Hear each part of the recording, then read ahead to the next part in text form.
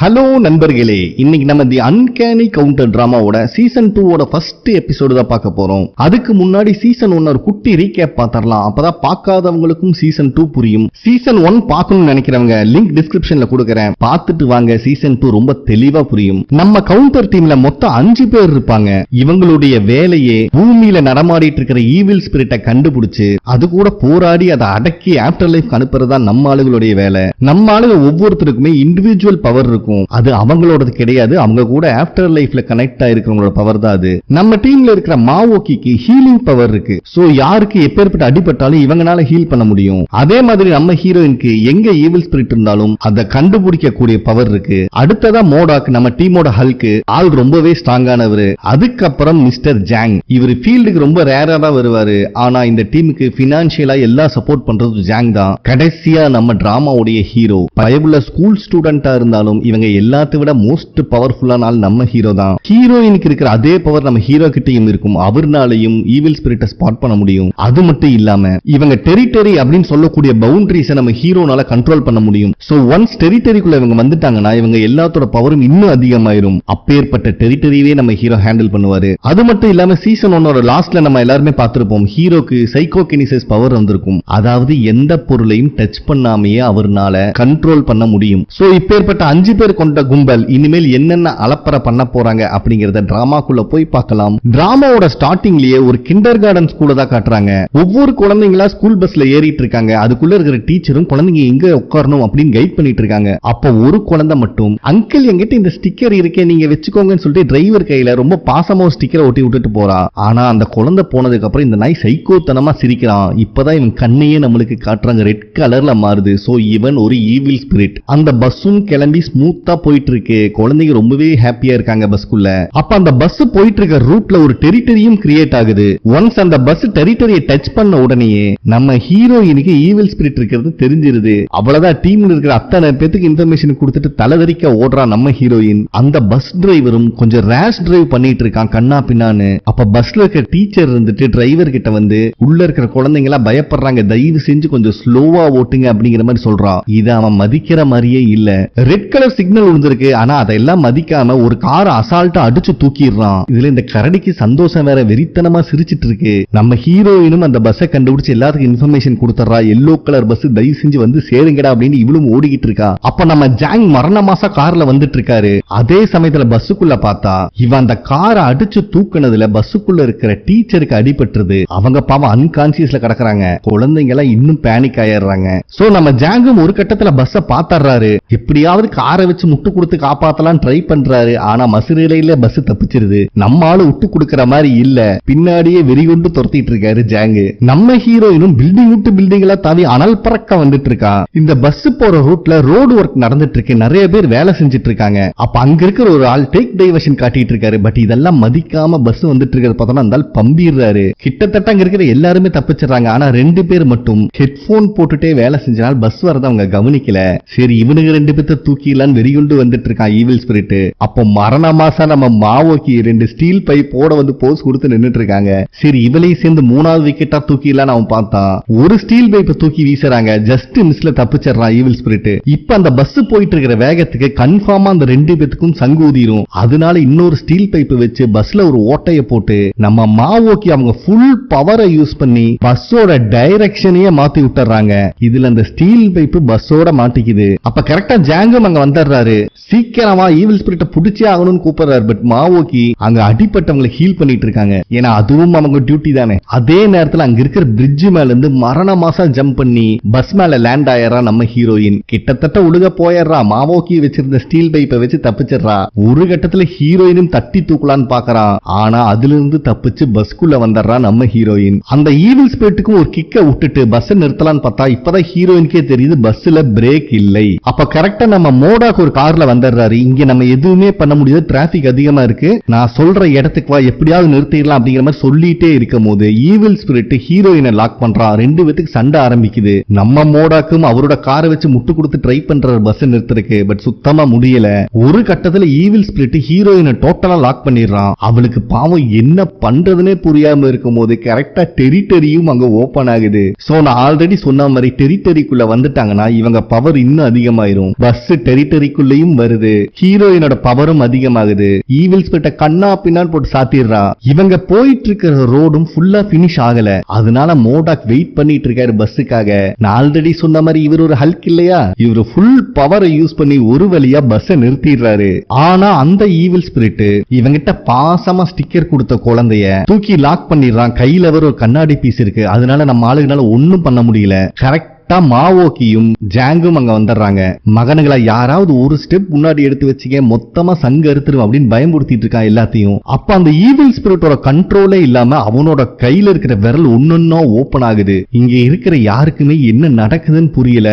ஒரு கட்டத்துல அவன் கையில இருக்கிற கண்ணாடி பறந்து போகுது. வேற யாரும் இல்ல, நம்ம ஹீரோ மரண மாசா என்ட்ரி கொடுத்து நின்னுட்டு இருக்கான். சாரிப்பா கொஞ்சம் லேட் ஆயிருச்சு அப்படின்னு டைலாக் வேற விடுறான். இவனை பாக்குற நம்ம ஆளுகளுக்கு செம சந்தோஷம், ஒரு வழியா வந்துட்டான்டா சாமி அப்படிங்கிற மாதிரி இருக்கானுங்க. ஆனா இந்த ஈவில் ஸ்பிரிட் அந்த குழந்தையோட பிரிட்ஜ்ல இருந்து குதிச்சிடறான். இவங்க எல்லாத்துக்கும் டெட் ஷாக் ஆயிருது. பார்த்தா கொஞ்ச நேரத்திலேயே காத்துல மிதந்துட்டே மேல வரான் அந்த குழந்தையோட. என்னடா நடக்குதுன்னு பார்த்தா எல்லாம் நம்ம ஹீரோவோட வேலைதான். ஒரு வழியா குழந்தையும் காப்பாத்திடுறாரு. இத பஸ்ல இருக்கிற எல்லாரும் பார்த்துட்டு தான் இருக்காங்க. அவங்களுக்கு சரியான சந்தோஷம். ஏண்டா ஒரு பச்சை குழந்தையவே கொல்ல பாக்கறையாடான்னு சொல்லிட்டு நம்ம ஹீரோ இருந்துட்டு அவனை எவ்வளவு தூரம் தூக்க முடியுமோ தூக்கி பயமுறுத்திட்டு இருக்காரு. இந்த சமயத்துல மோடாக் இருந்துட்டு ஈவில் ஸ்பிரிட்டுக்கு சென்ட் ஆஃப் கொடுத்துட்டு இருக்கா. அப்பதான் இவங்க பஸ்ல இருக்கிற அத்தனை பத்தி நோட் பண்றாங்க. மாவோக்கி இருந்துட்டு ரொம்ப பயந்துட்டாங்க. குழந்தைங்க கொஞ்ச நேரம் பார்த்து என்ஜாய் பண்ணட்டும், எல்லா விஷயம் முடிஞ்சதுக்கு அப்புறம் நம்ம இவங்க மெமரி எரேஸ் பண்ணிடலாம், அப்பதான் இவங்களுக்கு கனவு எதுவும் வராது அப்படின்னு சொல்லிடுறாங்க. ஹீரோவும் ஃபுல் பவர் யூஸ் பண்ணி தூக்கி வீசிடுறான் ஈவில் ஸ்பிரிட்ட. சரி சோலி முடிச்சதுன்னு வந்து பார்த்தா இன்னும் இவன் அடங்குற மாதிரி இல்ல. ஆடங்கொப்பம் தாமரை வர்ணில தலைமுழுக உன்னை என்னதாண்டா பண்றதுன்னு விடுவான் பாரு ஒரு பஞ்சு நம்ம ஹீரோ. எப்படி பார்த்தாலும் ஒரு 400 மீட்டர் தாண்டி போய் விழுந்திருப்பா ஈவில் ஸ்பிரிட். இவனுங்களும் வந்து பார்த்தா நாக்கு பூச்சியை நாளா அடிக்கி போட்ட மாதிரி கிடக்குறான். இதுதான் சான்ஸ் நம்ம மோடாக் பட்டக்ஸ்லயே ஒரு அடி போடுவாரு. எந்திரி, இவ்வளவு வீரவசனம் பேசிட்டு இங்க இப்படி கிடக்குறியடா அப்படின்னு சொன்னா அவன் எந்திரிக்கிற நிலைமையில இல்ல. சோ நம்ம ஹீரோவும் அவரோட பவரை யூஸ் பண்ணி ஈவில் ஸ்பிரிட்ட சமன் பண்ணிடுறாரு. இந்த இடத்துல நம்ம ஆளுங்க மரண மாசம் ஒரு போஸ் கொடுக்கறாங்க. இங்கதான் டைட்டில் கார்டே போடுறாங்க, தி uncanny counter season 2. Next சீன்லயே police ஸ்டேஷன்ல தான் காட்டுறாங்க. அப்ப ஒரு போலீஸ்காரன் ஜூனியர் டிடெக்டிவ் பார்த்து மறுபடியும் அப்படின்னு கேக்குறான். அவனும் ஆமான்னு தலையாட்டுறான். இவனுக்கு செம ஷாக் ஆகுது. ஏன்டா இவனை ஆல்ரெடி ராபரி கேஸ்க்காக நம்ம தேடிட்டு இருக்கண்டா, அது எப்பறா எல்லா கேஸும் அசால்ட்டா சால்வ் பண்ணிட்டு இருக்கான் மோடாக் அப்படிங்கிற மாதிரி அவன் சொல்றான். சோ மோடாக்கு போலீஸ் டீம்ல மறுபடியும் ஜாயின் பண்ணிருக்காரு. அப்ப மத்த போலீஸ்காரன் இருந்துட்டு தெரியலையேப்பா அவர் பாத்ரூம் போறேன்னு சொல்லிட்டு தான்ப்பா போனாரு அப்படின்னு சொன்னோனே அவனுக்கு காண்டாகுது. டே இதுதான்டா நான் சொல்ல வர, உங்களுக்கு புரிய மாட்டேங்குது, எப்ப பார்த்தாலும் பாத்ரூம் போறேன்னு சொல்லி போயிட்டு ஒரு கிரிமினலை புடிச்சிட்டு வந்துடுறான்டா, என்னதான் இவன் பண்ணிட்டு இருக்கான் அப்படிங்கிற அவன் புலம்பி தள்ளிட்டு இருக்கான். இப்ப நம்மளுக்கு ஆஃப்டர் லைஃப்ல தான் காட்டுறாங்க. நம்ம ஆளுங்க சக்சஸ்ஃபுல்லா ஈவில் ஸ்பிரிட்ட சமன் பண்ணனால ஆஃப்டர் லைஃப்ல இருக்கிறவங்களும் ரொம்ப சந்தோஷமாவே நம்ம ஆளுகளை வெல்கம் பண்ணிட்டு இருக்காங்க. இவங்க வீகன் ஆஃப்டர் லைஃப்ல நம்ம ஹீரோ கூட கனெக்ட் ஆயிருக்கிறவங்க. நெக்ஸ்ட் இந்த குட்டி பையன் பேர் யூசிக். இந்த பையன் தான் ஹீரோயின் கூட ஆஃப்டர் லைஃப்ல கனெக்ட் ஆயிருக்கான். அதுக்கப்புறம் சூஹோ, இவர் தான் மாவோக்கி கூட ஆஃப்டர் லைஃப்ல கனெக்ட் ஆயிருக்காரு. அது மட்டும் இல்லாம இவர் மாவோக்கியோட உண்மையான பையன். ஆனா நம்ம மோடாக்க மட்டும் அங்க காணோம். இதனால ஆஃப்டர் லைஃப்ல அவன் கூட கனெக்ட் ஆயிருக்கிற லேடி செம்ம காண்டாகிறாங்க. அப்ப நம்ம மாவோக்கி இருந்துட்டு வீகன் கிட்ட நீங்க தான் மோடாக்க 2 வேலை பார்க்க சொல்லி போலீஸ் போர்ஸ்ல திருப்பி ஜாயின் பண்ண சொன்னீங்க, பாவம் உங்களுக்காக அவன் ரொம்பவே கஷ்டப்பட்டுட்டு இருக்கான், கண்டிப்பா நீங்க சொன்ன மாதிரி இன்னும் நிறைய பேத்த கவுண்டர் டீம்ல புதுசா ஜாயின் பண்ணணும் அப்படின்னு சொல்றாங்க. அப்ப சூஹோ மாவோக்கியோட பையன் இருந்துட்டு போலீஸ் போர்ஸ்ல நம்ம டீமை சேர்ந்த ஒரு ஆள் இருக்கிறது நமக்கு ரொம்ப ரொம்ப நல்ல விஷயம், அப்பதான் நம்மளால நிறைய ஈவில் ஸ்பிரிட்டையும் கண்டுபிடிக்க முடியும், அதே நேரத்துல கேஸையும் சீக்கிரம் சால்வ் பண்ண முடியும் அப்படின்னு சொல்லிடுறான். அதே நேரத்துல பிரசன்ட்ல பார்த்தா நம்ம ஜாங் தான் மாவோக்கி ஹீரோ ஹீரோயின் 3 பேர்த்தோட பாடியையும் கார்ல வச்சு எடுத்துட்டு போயிட்டு இருக்காரு. ஆக்சுவலா இவங்க ஆஃப்டர் லைஃப்க்கு போய் மீட்டிங் போட்டுட்டு இருக்கறனால இங்க இவங்க பாடி அன்கான்சியஸா தான் இருக்கும். அதனால நம்ம ஜாங் தான் பத்திரமா கூப்பிட்டு போயிட்டு இருக்காரு. இப்ப நம்மளுக்கு ஆஃப்டர் லைஃப்ல காட்டுறாங்க நம்ம வீகன் இருந்துட்டு புது கவுண்டர் செலக்ட் பண்றதுக்கான ப்ராசஸ் போயிட்டு இருக்கு, கொஞ்ச நாள் அட்ஜஸ்ட் பண்ணிக்கோங்க, கண்டிப்பா நியூ மெம்பர்ஸும் உங்க டீம்ல ஜாயின் பண்ணுவாங்க அப்படின்னு சொல்லிட்டு இருக்கும் போது புதுசா ஒரு ஆள் என்டர் ஆகுறாரு. அடுத்தது கவுண்டர் டீம்ல யாரதான் செலக்ட் பண்ணலாம் நிறைய அப்ளிகேஷன் வச்சுக்கிட்டு ரொம்ப கன்ஃபியூஷன்லயே வந்துட்டு இருக்காரு. இவரோட பேர் ஜாங். அப்ப நம்ம மாவோக்கி இருந்துட்டு இங்க பாரு வர அப்ளிகேஷன்ல ரிஜெக்ட் பண்ணிட்டே இருந்தீங்கன்னா கடைசி வரைக்கும் உன்னால கவுண்டர் டீம்ல ஒரு ஆளை சேர்த்த முடியாது, ஞாபகம் வச்சுக்கோ அப்படின்னு சொல்லிடுறாங்க. அதுக்கு ஜாங் இருந்துட்டு இங்க பாருங்க நான் உங்களோட நல்லதுக்கு மட்டும்தான் பண்ணிட்டு இருக்கேன், தப்பான ஆளை செலக்ட் பண்ணா நீங்க தான் ரொம்ப கஷ்டப்படணும், அதனால பொறுமையா இருங்க அப்படின்னு சொல்றான். இதை கேட்கிற எல்லாத்துக்கும் செம்ம காண்டாகுது. நெக்ஸ்ட் சீன்ல எல்லாருமே ரெகுலரா பிராக்டிஸ் பண்ற இடத்துல தான் இருக்காங்க. நம்ம ஹீரோக்கு ஆல்ரெடி சைக்கோ கினிசிஸ் பவர் வந்திருக்கும். சோ அதனால நம்ம ஹீரோ தான் இங்க மாஸ்டர். மத்தவங்களுக்கும் அந்த பவர் கொண்டு வரதுக்கான ட்ரைனிங் தான் கொடுத்துட்டு இருக்கான். ஒரு கால்ஃப் பாலை எடுத்து வச்சுட்டு ஃபர்ஸ்ட் மாவோக்கிய தான் ட்ரை பண்ண சொல்றான். அவங்களும் அவங்களுடைய ஃபுல் பவரை கொடுத்து ட்ரை பண்ணா மூக்கிலேயே ரத்தம் ரத்தம் வந்துருது. ஆனாலும் அந்த பாலை ஒரு கட்டத்துல தூக்கிடுறாங்க. இத பாக்குற எல்லாத்துக்கும் செம ஹாப்பி ஆயிருது. இதுல ஜாங் வேற சும்மா இல்லாம கர்ச்சீஃப் குடுக்கறேன்னு சொல்லி ஹார்டின்லாம் போட்டு கொடுத்து மாவோக்கிய இம்ப்ரெஸ் பண்ண ட்ரை பண்ணிட்டு இருக்காரு. இதுல மாவோக்கிக்கு வேற ஒரு பக்கம் காண்டாகுது. வெளியும் சொல்ல முடியல. இந்த கல்ட்டு பயல வச்சு என்னடா பண்றது அப்படின்னு முணங்கிட்டு கிடக்குறாங்க. நெக்ஸ்ட் ஹீரோயினோட டர்ன் அப்படின்னு சொல்லி திரும்பி பார்த்தா அவ அசால்ட்டா 2 பால தூக்கி விளையாண்டு இருக்கா. ஹீரோக்கு என்ன பேசுறதுன்னே தெரியல. கடைசியா நம்ம மோடாக்கு, அப்ப நம்ம ஹீரோ மோடா கிட்ட வந்து பாசிட்டிவா பேசுறங்கிற பேர்ல மோடாக்கோட மூஞ்சில மாவு பிணைஞ்சிட்டு இருக்கான். நம்ம மோடாக்கும் வெறி கொண்டு அந்த பால தூக்கலான்னு கண்ட மேனிக்கு அவன் பவர் யூஸ் பண்ணி முயற்சி பண்றான். மாவோக்கிக்காவது ஒரு மூக்கு, மோடாக்கு 2 மூக்குலயும் பொல பொலான்னு ரத்தம் வந்துருது. இவன் ஃபுல் பவரை யூஸ் பண்ணி பால தூக்க ட்ரை பண்ணா பாலுக்கு பின்னாடி ஒளிஞ்சிட்டு இருக்கிற எறும்பு மேல பறக்குது. இத பாக்குற எல்லாத்துக்கும் செம்ம காண்டாகுது. நம்ம ஜாங் வாயை வச்சுட்டு சும்மா இல்லாம, ஏண்டா எறும்ப பறக்க வைக்கிறக்கே 2 மூக்குல ரத்தம் கீட்டு கிடக்குறியே, இந்த பால பறக்க வச்சா பின்னாடி எல்லாம் புடிங்கிருமாட்டிருக்கு அப்படின்னு ஓட்டி விட்டுறாரு. நம்ம மோடாக்குனால இது ஏத்துக்கவே முடியல. பயபுள்ள யார் அடிக்க சொன்னாலும் அடிச்சிடறான். ஆனா இது மட்டும் எனக்கு வரவே மாட்டேங்குது. மாவோக்கி தான் அவனை சமாதானப்படுத்தி, ஒன்னும் கவலைப்படாத ராஜா, போக போக பிராக்டிஸ் பண்ணா சரியாயிரும் அப்படின்னு அவனை கூட்டு போக ட்ரை பண்றாங்க. ஆனா அது புரிஞ்சுக்காம திருப்பி திருப்பி பால கையில வச்சு கத்திக்கிட்டே இருக்கான். கடுப்பான மாவோக்கி மண்டையா கொட்டுறாங்க. ஆள் மட்டும்தான் காட்டெருமை மாதிரி இருக்க. ஒரு பால தூக்குற துப்பு இல்ல, வா வா அப்படின்னு சொல்லி இழுத்துட்டு போயிடுறாங்க. நெக்ஸ்ட் சீன்லயே ஒரு ஃபயர் ஃபைட்டரா காட்டுறாங்க. இவரோட நேம் சியோ. அப்ப அவரோட கொலிகளா இருந்துட்டு நாளைக்கு நம்மளுக்கு லீவு, சோ வெளியே போலாமா அப்படிங்கிற மாதிரி கேக்குறாங்க. பட் சியோக்கு இருந்துட்டு ரொம்ப முக்கியமான வேலை இருக்கு, நீ யாரும் டிஸ்டர்ப் பண்ணாதீங்க அப்படின்னு சொல்லிட்டு அங்கிருந்து எஸ்கேப் ஆயிடுறாரு. நெக்ஸ்ட் சீன்லயே ஒரு சீனியர் சென்டர்ல ஒரு ஈவென்ட் மாதிரி நடந்துட்டு இருக்கு. அங்க இருக்கிறவங்களுக்கு இவங்க ஃபுட் செஞ்சுட்டு இருக்காங்க.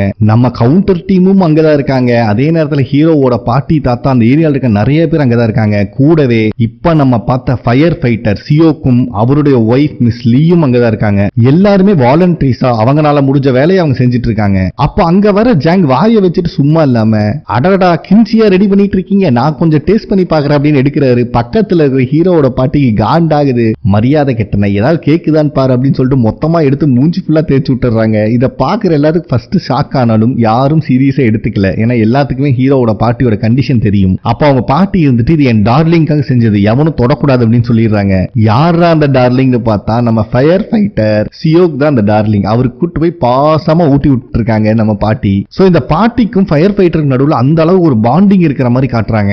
இப்பதான் நம்மளுக்கு ஒரு பிளாஷ்பேக் காட்டுறாங்க. 2 வருஷத்துக்கு முன்னாடி இந்த பாட்டிக்கு அவங்க பொண்ணு ஞாபகம் வந்திருக்கும். அதனால ஒரு பில்டிங்கோட எஞ்சில நின்னுட்டு அவங்க பொண்ணு பேரை சொல்லிட்டு இருக்காங்க. சோ அப்பதான் ஃபர்ஸ்ட் டைம் இந்த ஃபயர் ஃபைட்டரும் இந்த பாட்டியை மீட் பண்ணிருக்காரு. அப்ப அவரு இவங்க பொண்ணு பேரை சொல்லி ஏதோ விஷயத்த சொல்லிட்டு இருக்காரு. பட் அது என்ன விஷயம்னு யாருக்குமே காட்டல. ஆனா இந்த பாட்டி கூர்ந்து கவனிச்சிட்டு இருக்காங்க நம்ம சியோக் சொல்ற விஷயத்த.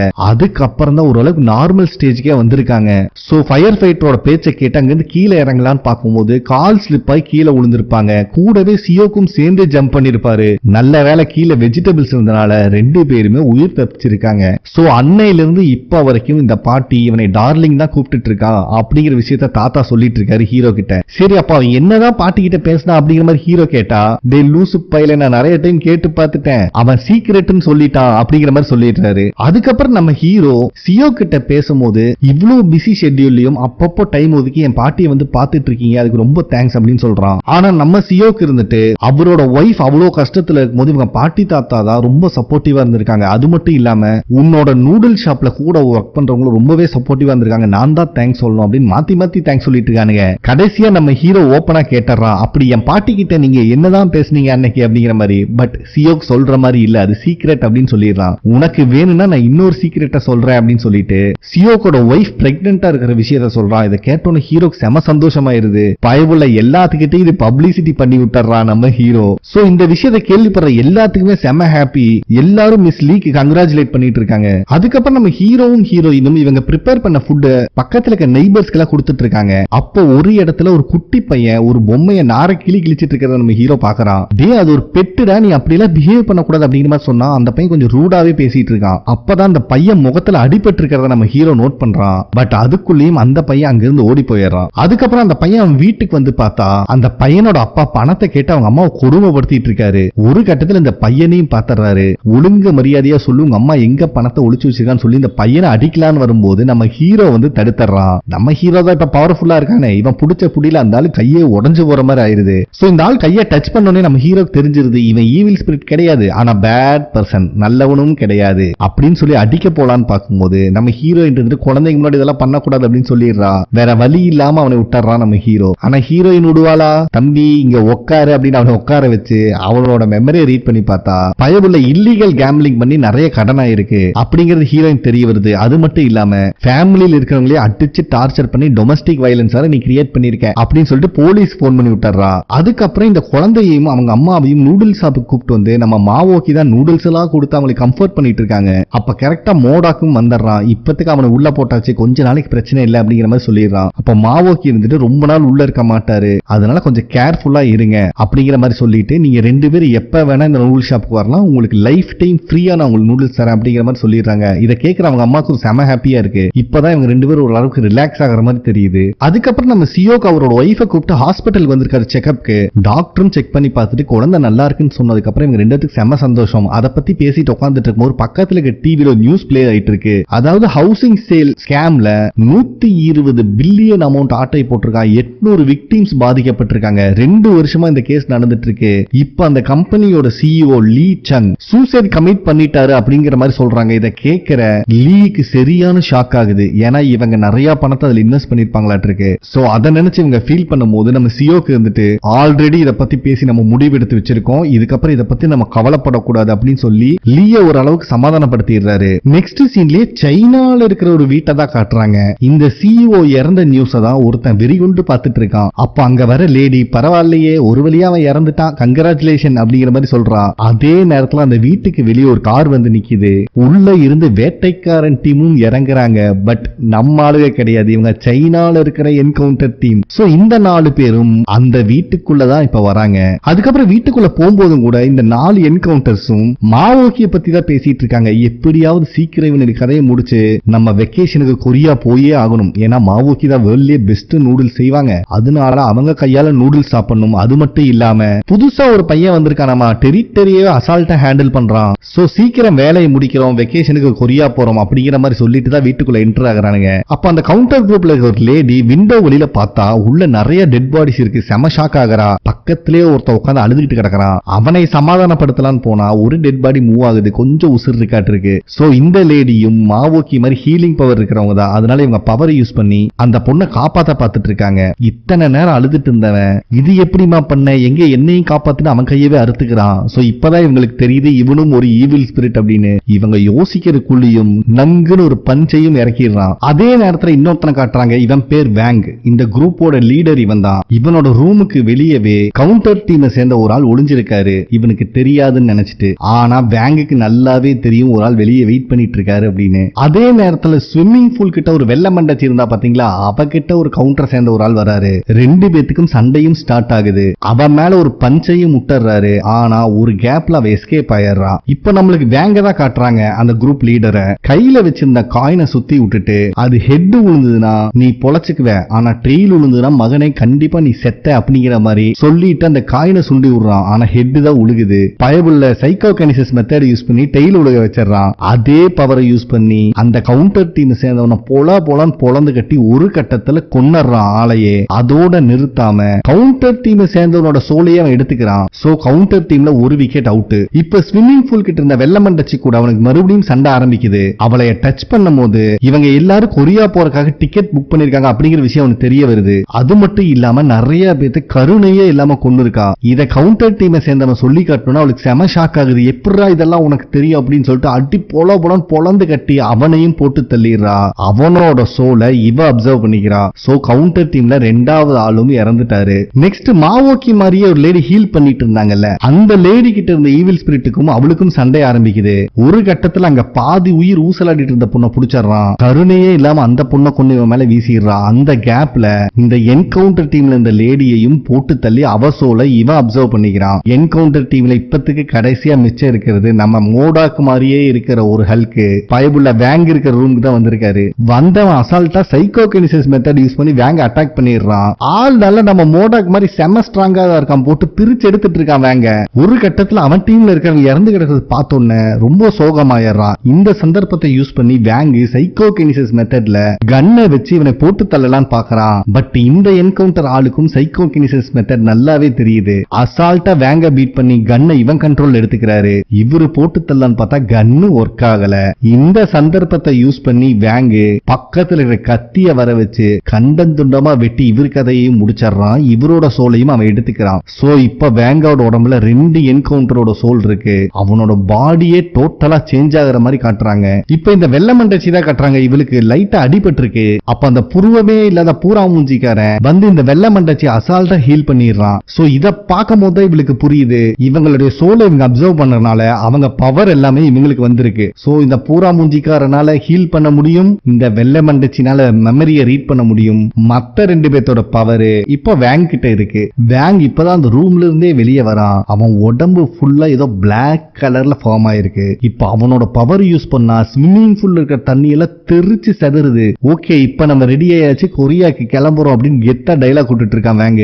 நெக்ஸ்ட் சீன்லயே ஆஃப்டர் லைஃப்ல தான் காட்டுறாங்க. சோ சைனால இருக்கிற என்கவுண்டர் டீம் மொத்தமா அழிஞ்சிருச்சுங்கிற விஷயத்தை கேள்விப்பட்டு மாவோக்கி ரொம்பவே ஃபீல் பண்றாங்க. அப்பதான் வேங் இருந்துட்டு, இப்ப அவனுக்கு ஈவில் ஸ்பிரிட் மட்டும் இல்ல, கவுண்டர் டீம்ல உங்ககிட்ட என்னென்ன பவர் இருக்கோ அது எல்லாமே அவங்க கிட்டயும் இருக்கு அப்படின்னு சொல்றாங்க. இதை கேட்கிற மாவோக்கிக்கு செம ஷாக் ஆகுது. சோ அவனுனாலையும் மெமரியை ரீட் பண்ண முடியும், ஹீல் பண்ண முடியும், அது மட்டும் இல்லாம டெரிட்டரியும் பார்க்க முடியும். அப்போ மோடாக்கு இருந்துட்டு ரொம்ப நல்லா இருக்குங்க, நீங்க சொல்றது கேட்கும் போது காதுல தேன் வந்து பாயுது. நார்மல் ஈவில் ஸ்பிரிட்டே நாறு கிளிக்கும் எங்களையே, இதுல கவுண்டர் டீம்ல இருக்கிற பவர் எல்லாம் கொடுத்து வச்சிருக்கீங்க.